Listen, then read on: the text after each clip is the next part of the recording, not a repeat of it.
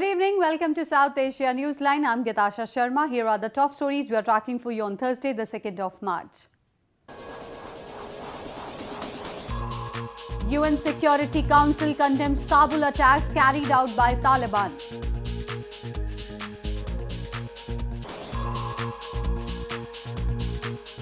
Air pollution on rise in Kathmandu, capital chokes.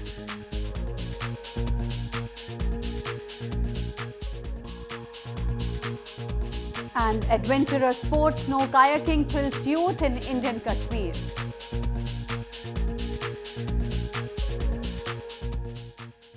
And now for all the details.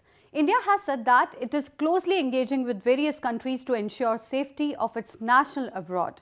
Following the killing of an Indian national in the US in an apparent hate crime, panic has gripped among families of Indian diaspora elsewhere in the world. Indian authorities said that they are working with other countries in order to ensure safety of its citizens living overseas.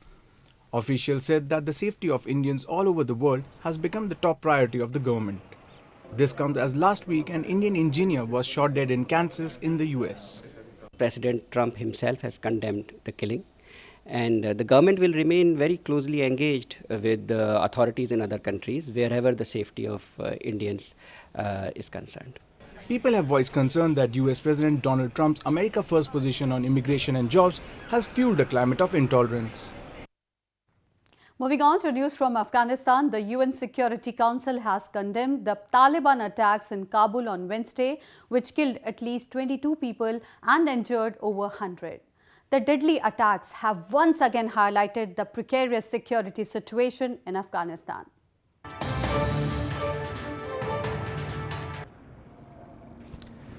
The United Nations Security Council urged all states to cooperate actively with Afghanistan in accordance with their obligations under international law. The members of the Security Council underlined the need to bring perpetrators, organizers, financiers and sponsors of these reprehensible acts of terrorism to justice. On Wednesday, the Taliban insurgents attacked police headquarters in the western part of Kabul and one of the offices of the National Directorate of Security in East, killing 22 people and injuring over 100 others. Condemning the attacks, President Ashraf Ghani said that the group is attempting to boost the morale of their fighters following the death of its most senior leader, Mullah Abdul Salam, and the recent defeats the group sustained in the battleground. India, at the ongoing session of the UN Human Rights Council in Geneva, said that the main reason for disturbances in northern Jammu and Kashmir province is cross-border terrorism aided and abetted by Pakistan.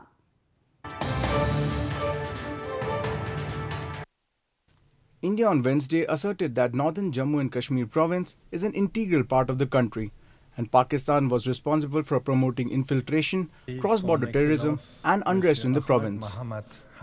In response to Pakistan's allegation of rights violation in the province, India's ambassador and permanent representative to the UN in Geneva, Ajit Kumar, said that it was ironical that a country which had earned a reputation as the global epicenter of terrorism was holding forth on the issue. The statement was made during the 34th session of the Human Rights Council, which runs from February 27 to March 24th.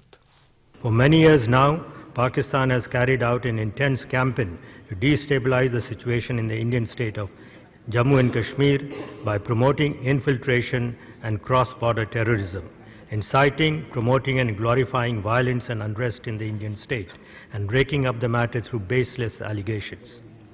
Jammu and Kashmir is an integral part of India, and the situation there is our own internal matter. Kumar also urged the Council to ask Pakistan to fulfill its obligation under UN Security Council resolution to vacate illegal occupation of Pakistan-administered Kashmir.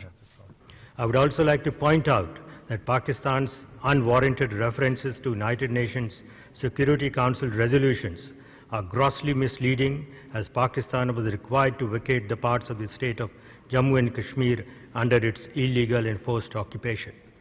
Pakistan has thus created terrorist outfits against India.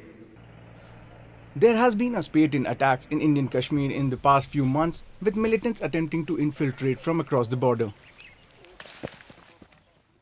Moving on to news from Nepal, Prime Minister Pushpa Kamal Dahal has said that the Constitution Amendment Bill tabled in Parliament cannot be passed under present circumstances. During a meeting with the ruling coalition member, the Prime Minister said that the parties have made it clear that they would vote against the Constitution Amendment Bill. He also added that he was in favor of sticking to the existing constitution for development, arguing that it gives more rights and privileges to the citizens in comparison to the constitutions before. He, however, assured that ethnic leaders that the constitution and local bodies under it would be promote rights of indigenous communities. Nepal's capital city Kathmandu is choking due to air pollution that is several times higher than limits set by the World Health Organization. As a part of fight against alarming levels of pollution, the government has banned 2,500 old vehicles from plying on capital's road. However, environmental activists say government must find long-term solutions. Outdoor air pollution has been a chronic problem of Kathmandu, the capital city of Nepal. Air pollution has increased so much so that air quality monitoring data of the Department of Environment showed the levels of PM 2.5 fine particulate matter rose to 89.7 micrograms per cubic meter on Wednesday in Patan district. That compares with WHO guidelines of an annual average of 10 micrograms. Experts say that mushrooms of soil dust from road expansion, digging for laying drinking water pipes, emission of poorly maintained old vehicles and coal-burning brick kilns increase risk of cancer, stroke, asthma and blood pressure.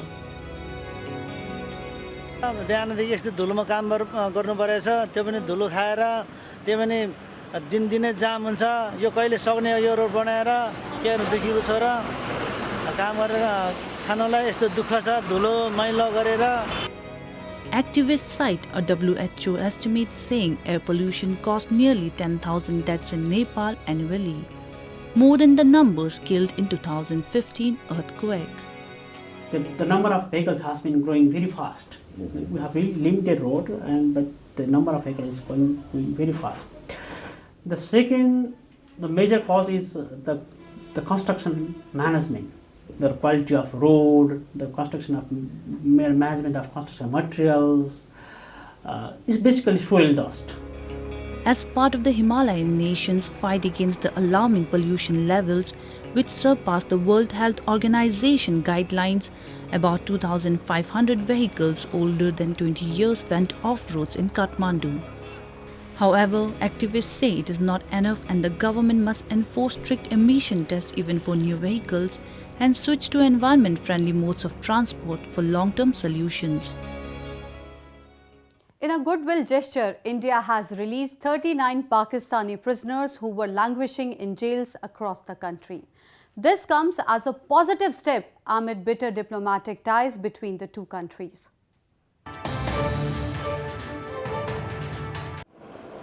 39 Pakistani prisoners, including 21 civilians and 18 fishermen, were released by Indian authorities on Wednesday. The release came as a positive step in the wake of prolonged tensions between the two nations. India's border security force handed over the prisoners to the officials of Pakistan Rangers Punjab at India-Pakistan border.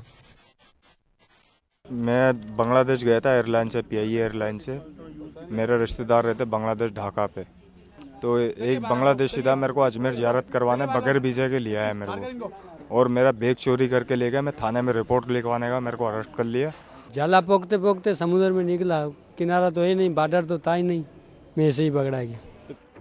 Pakistan previously freed a batch of 220 Indian fishermen on December 25th and another group of 218 fishermen were released on January 5th.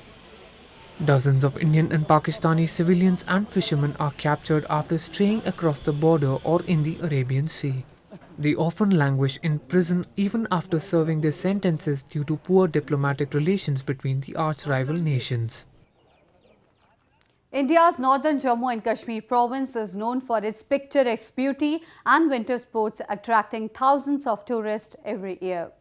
And to add on to list of winter sports, snow kayaking has now been introduced in the region.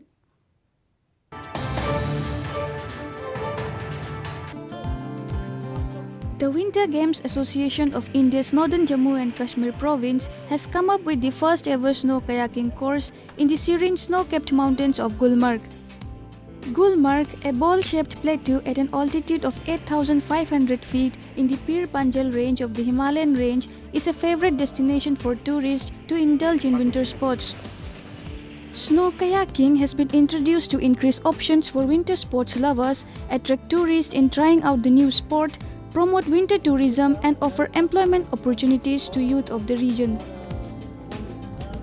अब हमारे दिमाग में आया चूंकि हम वाबस्ता है snow sport से तो क्यों ना हम ऐसी एक और गेम को यहाँ पे इंट्रोड्यूस करें तो हमारे दिमाग में सबसे पहले आ गया स्नो कायाकिंग का इसको दिमाग में हमको इसलिए आया है कि हमारे पास इंफ्रास्ट्रक्चर अवेलेबल था नेचुरल फैसिलिटीज़ है सुनो ये नेचुरल फैसिलिटी है और फिर कयाक्स हमारे पास अवेलेबल थे श्रीनगर में तो हमने ये इस तरीके से इनिशिएटिव ले लिया.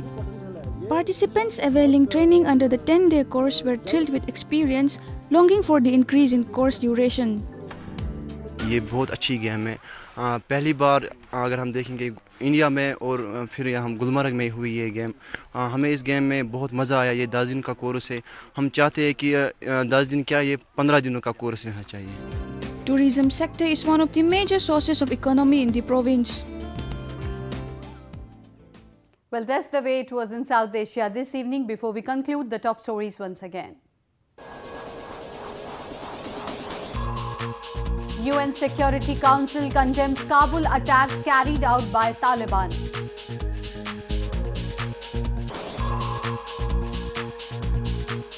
Air pollution on rise in Kathmandu, capital chokes.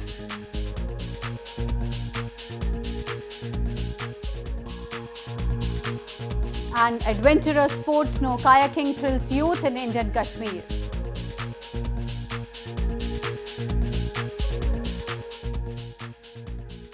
Now our viewers can watch the show on SouthAsiaNewsline.com. You can also visit us on Facebook.com/SAsiaNewsline and follow us on Twitter @SAsiaNewsline. That's all in tonight's edition. We'll see you same time tomorrow. Good night.